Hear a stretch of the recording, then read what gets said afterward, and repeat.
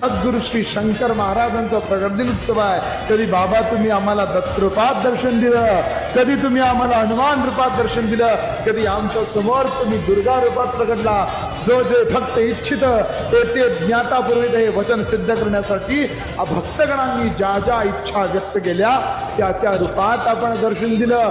हात मारल्यासारखी समोर उभारून भक्ताच्या मनात एक काळजी वाहणाऱ्या सद्गुरु श्री शंकर महाराजांचा प्रगट दिन येत्या 30 तारखेला येतोय.